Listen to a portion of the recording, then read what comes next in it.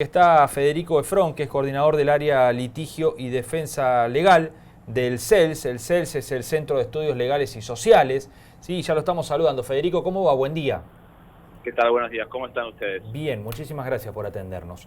Por supuesto. Bueno, contanos un poco cómo ves y qué tan necesaria es una reforma judicial para la justicia federal en la Argentina y si lo que se conoce hasta acá, por lo menos de lo que anunció el presidente, va en el rumbo que ustedes creen necesario. A ver, en primer lugar, sí, sin ninguna duda, creo que es importante que empecemos a hablar seriamente de una reforma del sistema de justicia, sobre todo el federal. Creo que es mucho más que lo que planteó el presidente en relación a la unificación de fueros o la ampliación del fuero federal y demás. Creo que parte de esa misma reforma incluye lo que también se va a hacer respecto a los servicios de inteligencia, la ANFI, y el impedimento a que sigan trabajando en causas criminales comunes y corrientes. La verdad que lo miramos con muchísima atención, es algo que nosotros continuamente seguimos porque el impacto en las causas de derechos humanos, el impacto en los derechos de aquellos que son sometidos a proceso son realmente muy importantes, pero también estamos muy preocupados por ver cómo van a resolver varios problemas que probablemente se presenten, que siempre se presentan en este tipo de reformas, pero que claramente tienen que ser atendidas. Tenemos que estar bien preparados porque si no podemos llegar a terminar con algunos problemas bastante graves. Como por ejemplo, Federico, cómo se implemente. ¿Por ejemplo? ¿Cómo? ¿Como por ejemplo? Bueno, una cosa que tenemos que analizar es, por ejemplo, una de las cosas que empezó a circular luego de lo que dijo el presidente respecto al fuero, el fuero federal y lo que se intenta hacer respecto a, de alguna manera, ampliarlo. Lo cierto es que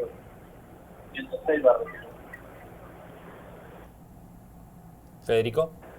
Sí, perdón. Una de las cosas que, digamos, si lo que se busca hacer es, de alguna manera, ampliar el fuero federal, la cuestión es cómo se va a hacer. No es fácil decir, integramos con la mitad de los juzgados de instrucción. No se puede hacer de forma automática. Aquellos jueces que son de instrucción, jueces nacionales, los llamados jueces nacionales, son jueces que concursaron, rindieron examen y el Senado aprobó su pliego para ser jueces nacionales, no para ser jueces federales. Entonces, parece razonable pensar en un poder judicial federal más ampliado, donde se diluya el poder que tiene cada juez, sí, sin ninguna duda. Ahora, hacerlo de acuerdo a lo que la Constitución exige y teniendo en cuenta la relación de fuerzas que hay en nuestro país, bueno, vamos a necesitar mucho tiempo, la verdad. Federico, otro punto importante que trató el presidente cuando habló de este tema fue el que dijo que, bueno, siempre se piensa en eso, ¿no? En la relación entre el poder de turno y Comodoro Pi. Y la tentación por allí de que el poder de turno tenga jueces afines en Comodoro Pi o que actúen de esa manera. Y el riesgo que ven quienes dejan el poder de que a partir de allí el encanto con Comodoro Pi se convierta justamente en lo opuesto y comience la persecución a los que abandonan el calor del poder. ¿Cómo ves esa relación entre Comodoro Pi, Casa Rosada o el poder político y Comodoro Pi? La veo existente, digamos, lamentablemente. Comodoro Pi, concretamente, digamos, es un edificio conformado con los máximos tribunales federales del país, que históricamente, desde su creación en los 90, se ha visto absolutamente impregnado por la relación con el Poder Ejecutivo de turno. Y de la mano de esto, tiene mucho que ver también el rol que juegan los servicios de inteligencia, que siempre, por supuesto, van a responder al Poder de turno. Claro. Y entonces, esa relación, ese lugar que ocupan hasta hoy, esperemos que sea hasta hoy, hasta mañana, estamos esperando el decreto, los servicios de inteligencia en las causas criminales, en lugar de ocuparse pura y exclusivamente en la defensa nacional o en la seguridad interior, ese rol es clave. porque permite con muchísima oscuridad, con la utilización de fondos reservados que nadie controla, permite, llevar y traer mucha información, y eso facilita que la relación entre el Comodoro Pi y el poder de turno tenga muchos efectos. Digamos, AMIA es un caso Claro. que muestra también lo que pasó, básicamente. Claro. Nosotros por ahí decimos siempre que vemos que la justicia fácilmente juzga la historia, ¿no? Pero difícilmente se meta con el presente, por allí, de quienes están en la Casa Rosada, ¿no? Sí, eso es algo que se puede decir, sin ninguna duda. También es cierto que muchas veces se juzga la historia sin respetar todas las garantías y sin seguir todos los procedimientos. Además. Y muchas veces se juzga la historia demasiado tarde. Si uno se pone a pensar, vuelvo a AMIA porque me parece que es un caso que conmocionó a toda nuestra sociedad. Sí. Llevan más de 25 años que no sabemos qué fue realmente lo que pasó. Se diluye la idea de justicia, de conseguir justicia. Por supuesto que es algo que vamos a seguir buscando y que nuestro Estado tiene que proveer a las víctimas. Pero se hace difícil, por otro lado, tener esperanza, ¿no? También. Claro. En que esto pueda cambiar. Es decir, las señales que se han dado hasta ahora con el gobierno que asumió hace un par de meses son realmente muy buenas. El tiempo dirá.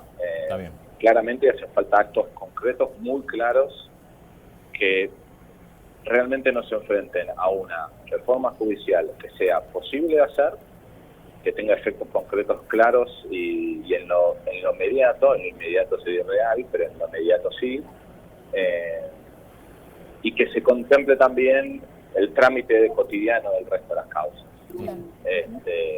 Porque todas estas idas y vueltas, toda esta relación de fuerzas que va a haber entre el Poder Ejecutivo, que busca hacer una reforma de la justicia, y seguramente la resistencia del Poder Judicial, seguramente van a tener un impacto en las causas que están en trámite actualmente. Claro. Y eso puede llegar a ser muy grave. Digamos. Hay muchos juicios en trámite, muchos juicios por iniciarse, y si tenemos un Poder Judicial que se paraliza, la situación va a ser peor. Claro. Federico, Fernanda te saluda, buen día. Buen día. El presidente también habló de modernizar el Código Penal. ¿Esto a qué se refiere o a qué entendés que se refiere? Más allá de los cambios que entendemos tiene que tener. A ver, voy a hacer mi interpretación. Bien. Nosotros tenemos un Código Penal del año 1921 y desde entonces se le hicieron centenares de reformas.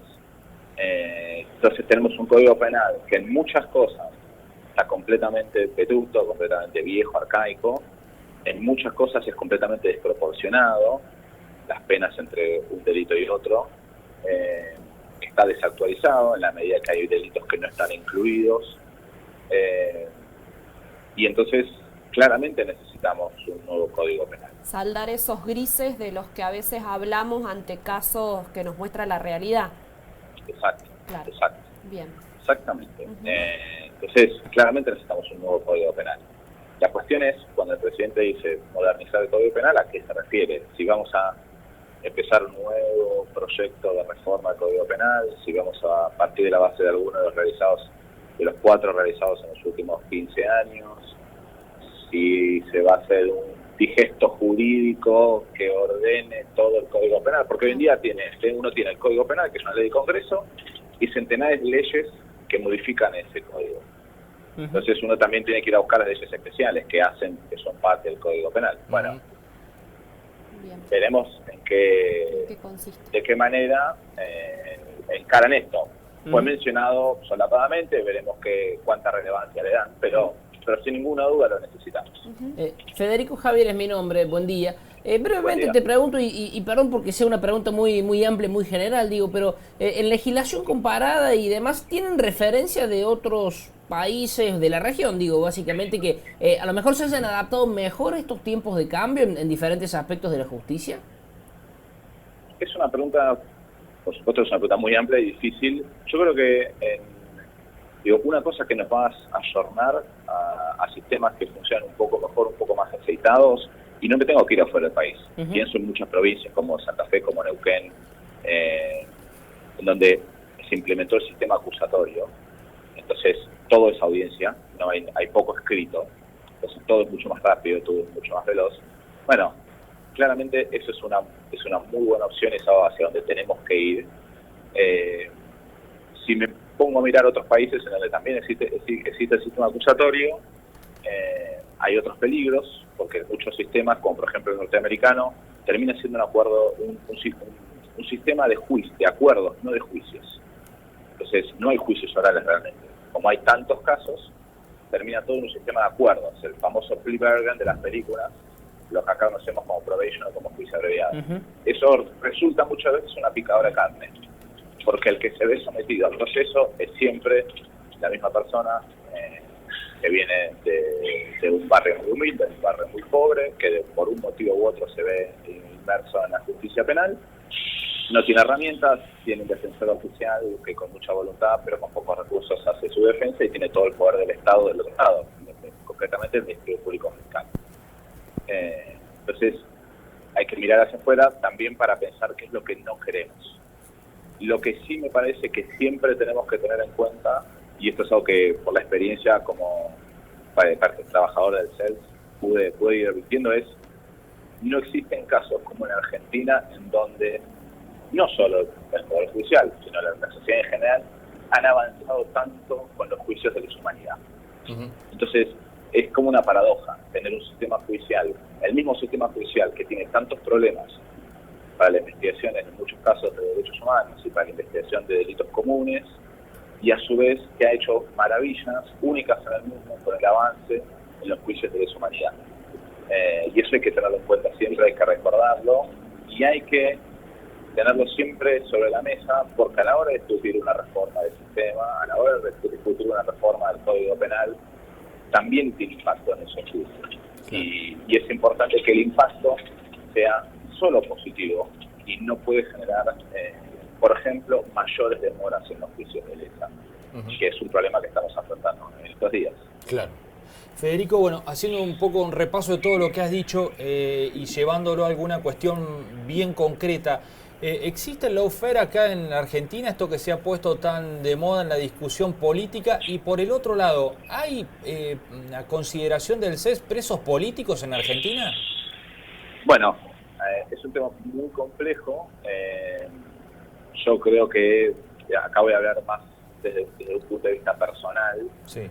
Creo que el lawfare existe. Claramente uno ve que hay una relación directa entre lo que va pasando en un expediente judicial y lo que desde algunos sectores políticos se sale a decir, y sobre todo desde las noticias que uno ve en los medios, en algunos medios, sobre todo hegemónicos, claramente, y sí tenemos una situación de detenciones arbitrarias. Nosotros desde el día 1 denunciamos la detención arbitraria de Milagro Sala. Sigue estando hoy detenida, privada de su libertad. El hecho de que sea una prisión domiciliaria no significa que sea menos prisión. Y ese es un problema que como sociedad tenemos que enfrentar, y hay un rol muy importante que el Poder Judicial tiene que cumplir. Hay instancias de control que tienen que servir para limitar estas afectaciones. Y creo que el caso de Jujuy concretamente es paradigmático, con todo lo que se ha venido conociendo en los últimos tiempos sobre lo que fue pasando. Y bueno, esperemos que nuestro máximo tribunal también esté a la altura. Bien. Federico, te agradecemos muchísimo estos minutos, ha sido muy amable.